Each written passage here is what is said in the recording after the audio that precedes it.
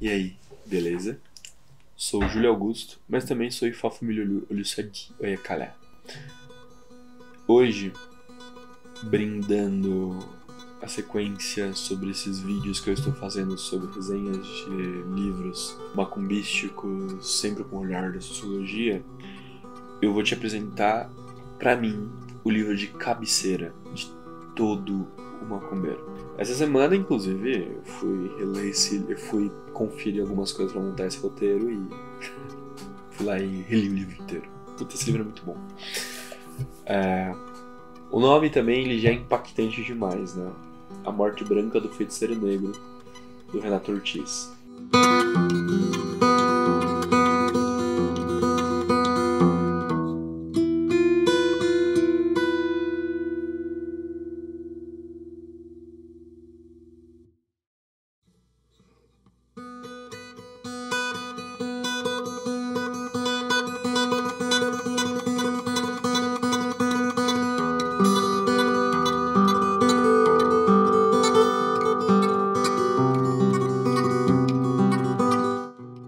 Ele é um livro de pesquisa acadêmica, ele é um estudo sobre a Umbanda e a sociedade brasileira, tá?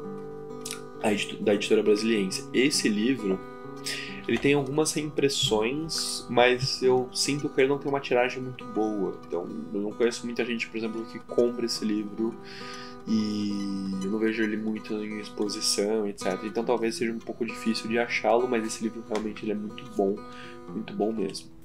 Como você está vendo, o meu livro ele tem bastante anotações, né?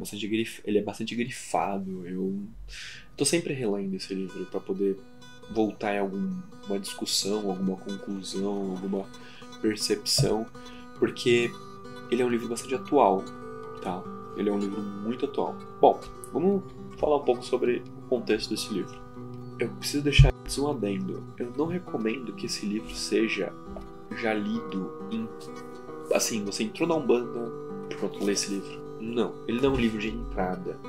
Ele é muito mais um livro que tenha que ser estudado. Se você for montar um grupo de estudos e esse livro tiver parte dele, ótimo, porque você tem que conversar, tem que discutir sobre alguns temas que ele aborda. É inegável que nós somos um país desenvolvido a partir de colônias escravizadas que vieram para o nosso país, certo?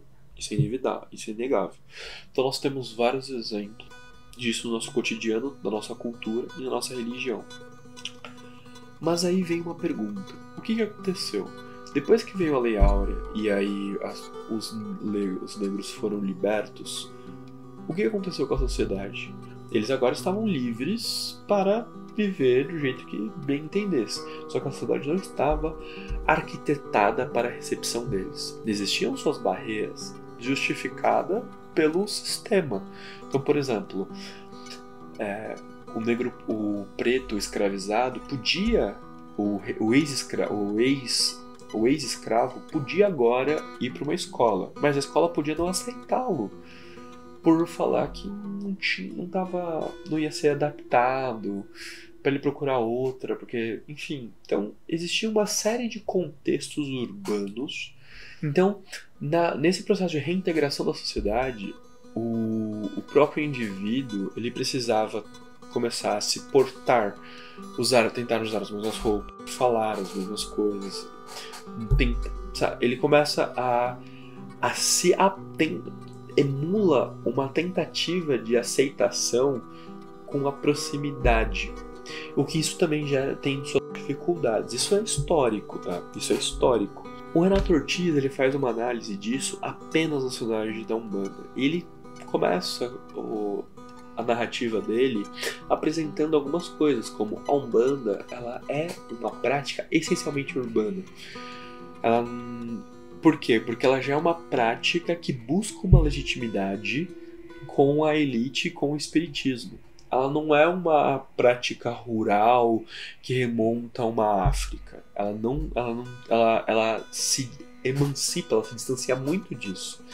E ele começa a analisar a partir disso. O Renato faz uma análise dizendo assim que quando a Umbanda ele começa a ser aceita, ela começa a ser legitimada, ela começa a ser integrada na sociedade como uma outra via praticável, não é porque ela era boa, é porque quem praticava ela e quem defendia ela eram descendentes de europeus e kardecistas. Isso também já faz uma menção a uma análise que eu fiz recente do livro do Leal de Souza, né? O Espiritismo, a Magia, 7 Linhas de Umbanda. Nesse livro, eu menciono que o Leal, quando ele começa a defender a Umbanda, ele só defende ela partindo de que ele era um kardecista, um bem renomado, descendente. Não podiam criticá-lo desse jeito que estavam criticando. Ele não ia autorizar isso. O próprio Renato Ortiz, ele faz uma análise não só sobre ele, mas também sobre todos os outros grandes sacerdotes que estavam em evidência e eram todos descendentes de europeus e que vinham do kardecismo. O que não ganhar, ou já tinham sua posição de destaque do universo kardecista, que depois, ao ir para a Umbanda, continuaram defendendo a legitimidade dela. Então a Umbanda, ela alcança a sua legitimação não pela prática em si, e sim por quem está falando ela, por quem está defendendo, da posição ou a origem daquele que a defende. Também o Renato Ortiz apresenta que houve dois processos. Que enquanto a Umbanda começou a ser legitimada e começou a ganhar destaque, houve um empretecimento espírita. Ou seja, algumas pessoas do universo espírita não queriam ser umbandistas, mas queriam praticar a espiritualidade ou flertar com aquilo que estava sendo praticado. Então houve um empretecimento espírita. Então, aquilo que gosta da macumba sem deixar de ser espírita, e também houve o embranquecimento da prática que viria a ser chamada de Umbanda do futuro. Como discursos que eram discursos muito parecidos com os discursos espíritas. Então, se você antes ia num terreiro procurando, falou, eu tô com um problema de saúde, eu tô com um problema tô precisando de um emprego melhor, etc. A partir de um determinado momento, você agora está vindo para o terreiro e ouvindo discursos como: estamos aqui pela caridade, pelo bem, você vai, através do seu merecimento, você vai ter o seu emprego, só se você é uma boa pessoa. Então, ele analisa, de acordo com o discurso que estava sendo propagado entre as lideranças umbandistas do século passado, que é como se em um extremo estivesse o kardecismo, no outro extremo estivesse a Umbanda, ou as práticas afros como um todo, e então surge uma zona cinzenta, onde que um extremo da zona cinzenta é um empretecimento espírita, num outro extremo dessa zona cinzenta é o embranquecimento religioso. Então, essas coisas começaram a andar soltas, foram se desenvolvendo independente, cada uma delas, e que alguns momentos elas se juntam, outros momentos elas se separam novamente. Há um momento que ele também apresenta tabelas, linhas, guias. Então, por exemplo, nesse processo de legitimação e doutrinação que cada uma das óticas da Umbanda tinha, alguns autores com descendência europeia, como já dito, começaram a produzir livros a fim de nortear o neófito daquela religião. E aí o Renato Ortiz, ele analisa o discurso, as entrelinhas de muitos desses livros, mostrando que esses livros, além de eles se contradizerem, por exemplo, eles definem as linhas de Umbanda, definem as funções dos guias, todos eles, essa necessidade de organização é ainda um resquício desse pensamento espírita.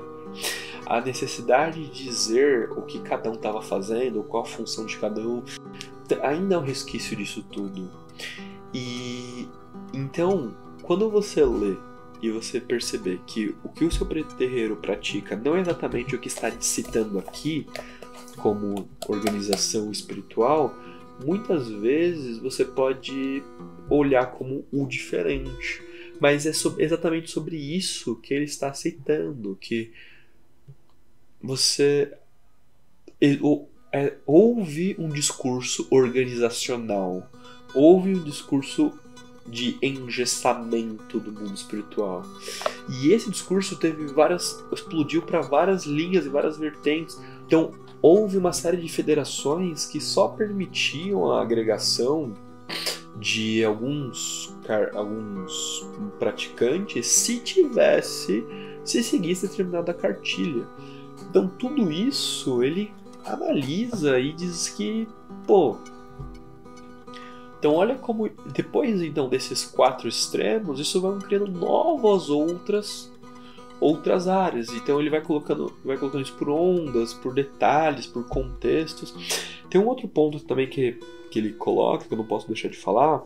Na busca da legitimação que a Umbanda vai passando, ela passa ele usa um termo chamado cultivar um discurso. Então, ele não pega o discurso pronto, começa a regar, a cultivar, a arar uma terra. Então, cultivar esse discurso que a Umbanda vai tendo, os processos de cultivar esse discurso vão sendo construindo novos discursos. Então, por exemplo, um que ele também aponta que a Umbanda passa, depois vão passando essas décadas, analisando os livros e tal, tem um novo discurso que surge, que é uma ótica dentro da Umbanda que tenta se aproximar cada vez mais da moral kardecista, e um outro discurso que, na verdade, tenta recriar uma África Banto. Então, veja, ele analisa que no começo, no processo de legitimação da Umbanda, existiam várias... No começo do processo de legitimação da Umbanda, quem defendia a Umbanda eram pessoas que eram espíritas, kardecistas. Então você tinha várias vozes. Depois você começou a ter a produção de livros. Esses livros começaram a engessar alguns vieses. Com isso começou a surgir as federações. As federações começaram a impor algumas regras, algumas cartilhas de seguir para poder ter uma posição política. Aí chegamos no grande desfecho, que o discurso continua sendo cultivado, agora numa recriação de uma Umbanda afro e uma outra de uma completamente kardecista, porque agora que se separa completamente, né, agora já não precisa mais criar um híbrido entre Umbanda e Espiritismo, porque a Umbanda já é outra coisa, ela já foi aceita, já tem agora uma instituição. Mas aí alguma Umbanda ainda vai beber dessa fonte. Tudo isso vai acontecendo, ele vai mostrando dados, ele vai mostrando recortes, ele vai explicando. O José Benisti, como orientador da pesquisa do Renato Ortiz, assim, é fundamental. O José Benisti, que também é praticante, também é macumbeiro, é alguém de dentro, também é um pesquisador. Todos eles vão analisando tanto alguns antropólogos, alguns livros publicados, e também fazendo pesquisas, indo em terreiro, transcrevendo falas que alguns sacerdotes vão tendo. Então, por exemplo, um dos discursos que ele fala que a gente cultiva, e é um discurso muito comum, que é quando a gente fala assim: eu vou pra Umbanda pela caridade, pelo amor, pela evolução. Como se a Umbanda ela fosse um cristalzinho inquebrável e que está ali pelo próximo, completamente pelo próximo. Mas se você não parar para pensar, analisar friamente, quando você está na frente do guia, o que a gente pede? A gente fala: eu tô com um problema na escola, tô com um problema no trabalho, tô com um problema nisso, eu quero melhorar, eu quero resolver esse problema, em casa. Então, é como um hospital, um terapeuta, um psicólogo de fácil acesso. Então ele vai analisando que o conceito inicial de você recorrer a alguém que lida com o mundo espiritual para te ajudar com feitiços, com coisas, com apetrechos, para você ter uma vida melhor, vai perdendo espaço, vai morrendo. A morte branca do feiticeiro negro vai morrendo e vai dando espaço para um discurso completamente kardecista de caridade, de amor, de merecimento, de evolução espiritual. Mas isso aqui não deixou de existir verdadeiramente. Em alguns lugares sim, outros não. E isso vai criando uma diferença, mas isso tudo são as consequências de discursos, de não uma unificação, e aí você tem os momentos políticos que isso vai se passando, enfim. É interessante também que um dado muito legal que tem nesse livro que, assim, curiosidade, o Aldous Huxley, autor de Admirável Mundo Novo, ele vem ao Brasil, tá? É o inglês que ele vem ao Brasil em 1958 e levam ele para um terreiro de macumba. E aqui, nesse livro, o Renato Ortiz, ele está analisando o que falam pro Aldous Huxley, porque o Aldous Huxley ele nunca escreve sobre o que ele achou do terreiro de macumba, mas ele dizem por que o levaram e qual foi a análise das pessoas que estavam nesse comitê junto com ele no terreiro de macumba. Assim, é nitidamente aquela tentativa de dizer, por exemplo, você chega na casa de alguém, a casa de alguém é do jeito daquela pessoa, e aí você fala assim, você fala pra visita, sempre, desculpa, viu, desculpa, tá aqui assim, mas é normal, sabe, você fica se explicando, se justificando o tempo inteiro. A pessoa não tem que, você tem que ficar tentando passar o pano, saca? E é um detalhe engraçado. Ainda com dados, o Renato Ortiz faz uma conclusão de que o desenvolvimento da Umbanda ele está totalmente associado também ao desenvolvimento urbano. E todos os detalhes, todos os discursos, seja dos prefeitos, seja da política, seja das federações, todo o processo social da Umbanda coexistem com o momento que nós estávamos vivendo fora da religião. Então, isso só reforça aquilo que todo sociólogo já tem por, by the heart, assim, é impossível desassociar política, religião e mercado. Essas três coisas é impossível desassociar. Impossível. Talvez você não conheça política do jeito que você entenda a política de um jeito diferente, ou você entenda mercado de um jeito diferente, ou religião de um jeito diferente. Mas essas três coisas, elas se coexistem, elas fazem parte da mesma coisa. Elas são três facetas do mesmo triângulo. Então é impossível você desassociar essas coisas. Você nunca vai conseguir desassociar a religião da política ou do mercado, ou desassociar o mercado da religião e da política. Dessa forma, claro, a discordância desse assunto pode ser muito mais sobre definições de cada uma dessas três palavras. O Renato Ortiz, como um sociólogo, antropólogo e também como pesquisador religioso, ele está analisando isso com dados dessas três facetas constantemente, política, religião e o mercado, e como isso está coexistindo no desenvolvimento do Brasil e a busca da legitimação da Umbanda. É por isso que eu digo que esse livro deve ser um livro de cabeceira para todo macumbeiro, mas ele não deve ser lido como livro de entrada. Ele deve ser um livro que você tem que ler e discutir ele.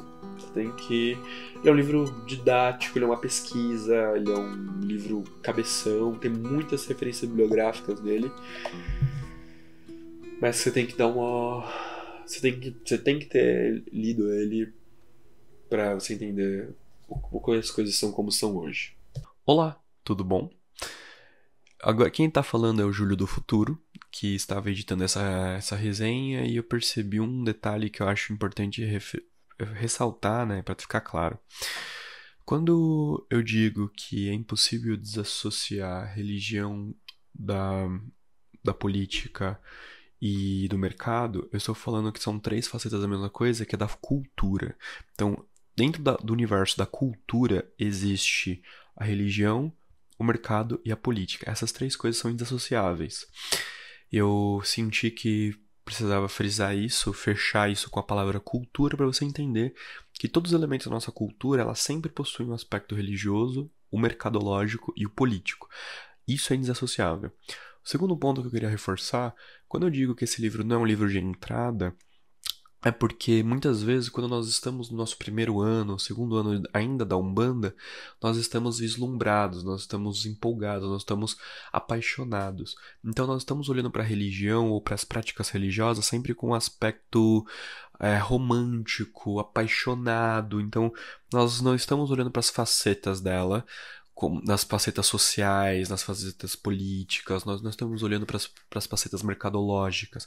E aí, muitas vezes, nós somos até contrários, ávidos, ou nós nos posicionamos ante esses discursos, porque nós queremos praticar algo que ele não seja necessariamente dentro de uma faceta olhando, analisando a questão política daquilo, ou se aquilo ali se apresenta uma coisa que eu falo, isso aqui é pra vender. Aí você fala, não é pra vender, é para me tocar. Enfim, quando eu digo isso, é pra entender que você não, quando você tá analisando esse tipo de livro, você precisa entender que você não pode estar já nesse aspecto romantizado ou romântico. Porque o romantismo, ele dentro daquele triângulo que eu mencionei da cultura, o romantismo ele faz parte da política. Então, não é coerente ainda, talvez, para o seu momento, analisar um livro como esse, ou um estudo como esse, se você ainda está com o olhar ainda apaixonado pela prática. Porque daí você vai estar muito mais tendencioso ou tendenciosa a se posicionar contrário, a falar, não, isso aqui ele viajou nessa análise. Mas quando você abandona esse pensamento romântico e você começa a olhar para uma religião que ela tem necessidade de sobrevivência, ela tem necessidade de aceitabilidade, ela tem necessidade de aderir adeptos, ela precisa construir mercado, ela possui todo um aspecto de unificação do pensamento hegemônio, etc. Quando você começa a analisar uma religião por esse viés, aí você consegue abandonar esse aspecto político, você consegue abandonar esse aspecto romântico e você consegue entender algumas coisas que já são os gostos mais amargos da prática, que elas são indissociáveis do contexto. Beleza? Então eu achei importante fazer esse adendo sem tirar a referência desse livro como um todo. Valeu! Último adendo. Você percebeu que eu tava gripado, né? Então, por favor, ignora todas as fungadas que eu dei ao longo do vídeo e todas as vezes que eu perdi um pouco a linha de raciocínio, isso eu coloco na culpa do TDAH, beleza? Bom vídeo. Beleza? Esse livraço, está aqui na descrição, tá? Manda esse vídeo pra quem você sentir que precisa conhecer um pouco mais da Umbanda e acha que vai gostar desse livro. Claro que eu não contei o livro, eu só fiz uma abordagem nos 3 pensamentos perenes do livro, mas o livro tem muitas outras coisas, muitos dados, muitas outras análises, e ele discorre sobre diversos pontos que valem reflexões, valem discussões de horas entre a sua comunidade religiosa e nós dois mesmo aqui nesse canal, nesses comentários. Beleza? Valeu!